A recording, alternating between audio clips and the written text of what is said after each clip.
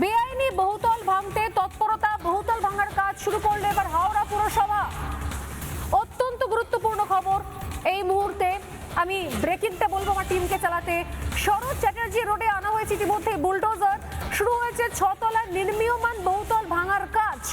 অতএব শুধুমাত্র একটা তিলজলা তপসিয়া নয়, জায়গায় জায়গায় বেআইনি বহুতল সেখানে তুলে বেআইনি বহুতল রাখা হয়েছে। এবং এখন আমি জানি না যে যারা এই বেআইনি বহুতলগুলোকে বাঁচানোর জন্য কোর্টে লড়ছেন তারা কত কোর্টে লড়বেন, কত বেআইনি বহুতল বাঁচাবেন।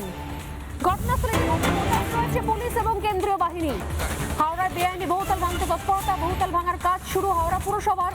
শরৎ চ্যাটার্জি রোডে আনা হয়েছে বুলডোজার। শুরু হয়েছে 6 তলা নির্মীয়মান বহুতল ভাঙার কাজ। ইতিমধ্যেই ঘটনাস্থলে কেন্দ্রীয় বাহিনী মোতায়েন করা হয়েছে, পুলিশ মোতায়েন করা হয়েছে। আমি আসছি মানুষদের কাছে। মানুষদের কি মনে হচ্ছে?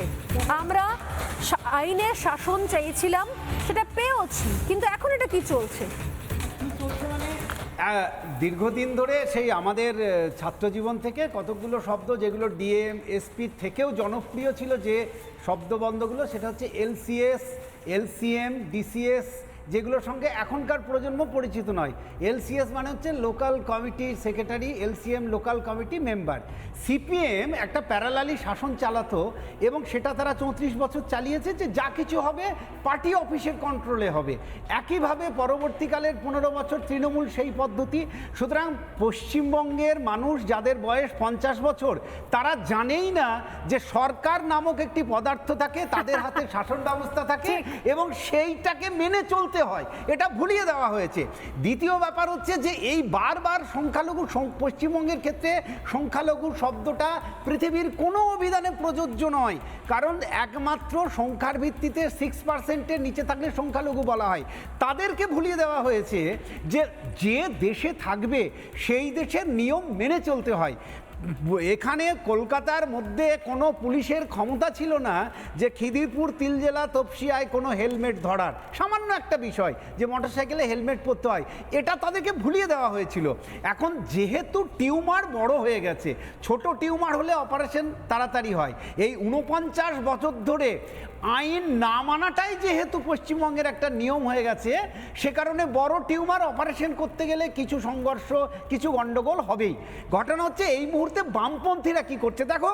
ভোটের আগেও আমি এই ডিবেটে এসে বলেছিলাম, কলতান প্রায় শিক্ষামন্ত্রী হয়ে গেছিল, দীপশিতা নারী কল্যাণ মন্ত্রী হয়ে গেছিল, মীনাক্ষী আর একটা ডিপার্টমেন্ট পেয়ে গেছিল এবং বিকাশ রঞ্জন ভট্টাচার্যকে মুখ্যমন্ত্রী বামপন্থীরা প্রায় করে ফেলেছিল। তার কারণ হচ্ছে এদের সোশ্যাল মিডিয়া, এই যে বামপন্থী বা টুকরে টুকরে গ্যাং, এদের সোশ্যাল মিডিয়া ভীষণ স্ট্রং। এবং তাদের যে চকলেট বয় শতরূপ ঘোষ, সে প্রকাশ্যে বলেছিল যে বিজেপি 4ই মের পরে কে কত কিলো, শুভেন্দুদার নাম করে বলেছিল কত কিলো হিন্দু তাকে দেখব। তো এদের যে মোডাস অপারেন্ডি বা এদের যে বৃহত্তর লক্ষ্য, সেটা কিন্তু বাংলা বা ভারতের স্বার্থে নয়। এরা হচ্ছে নৈবেদ্যের ওপরে মন্ডার মতো, এদেরকে নৈবেদ্য গাছাড়া দিলেই মন্ডাগুলো ঝরে পড়ে গেছে। কিন্তু মমতা বন্দ্যোপাধ্যায় বললেন এবং সঙ্গে সঙ্গে তারা কাজও শুরু করে দিলেন, কাজে নেমে পড়লেন থেকে তৃণমূলের মদতে এরা রাস্তায় নেমেছে। কিন্তু এরা বারবার ভুলে যায় যে জনগণ এদেরকে পরিত্যাগ করেছে। এবং শতরূপ একটা খুব সিগনিফিকেন্ট কথা বলে ফেলেছে এখন ভুলেও। সে বলেছে 30 বছর ধরে এখানে জাভেদ খান রাজত্ব করছে। ভাই 15 বছর না হয় মমতা ব্যানার্জি এই অবৈধ নির্মাণগুলোকে সাহায্য করেছে, তাহলে বাকি 15 বছর তো তোমাদের রাজত্ব ছিল, তাহলে তখন আটকাওনি কেন এই অবৈধ নির্মাণগুলোকে? আসলে এরা বলতে বলতে অনেক সময় সত্যি কথা বলে দেয়। বামপন্থীদের আপাতত চুপ থাকা উচিত, কারণ পরপর দুটো ইলেকশনে মানুষ তাদেরকে যে জবাব দিয়েছে, তাদের যে বিচ্ছিন্নতাবাদী ভাবনা, তাদের সমস্ত কিছুর মুখের মতো জবাব পশ্চিমবঙ্গের মানুষ দিয়েছে, তাদেরকে আর কোনোভাবেই গ্রহণ করছে না।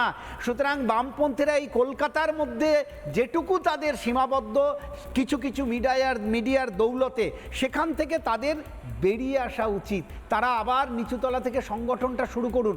সব সময় রাষ্ট্রের বিরোধিতা করে, বাম মানে বিরোধী, কিন্তু তাই মানে রাষ্ট্রের বিরোধী, ভারত বিরোধিতা নয়। কিন্তু পার্টির আদর্শগত বিরোধী শঙ্কুদাদের সঙ্গে তাদের লড়াই হবে, হোক, কিন্তু এই বিরোধিতা করতে গিয়ে কে ভারত অথবা পাকিস্তানকে জল দিতে হবে এগুলো থেকে সরে আসুন, না না নাহলে আগামী দিনে সরে এসে এখন রাজ্যে যাতে মানুষজন পাক সার্কাসে পাথর ছুটতে পারে তার বন্দোবস্ত করছেন, হয়তো আমি জানি না কি করছে। না, এটা তো একটা হাত সফল তুলছেন হবেই শরৎ না। দত্ত বাবু, একেবারেই বলুন।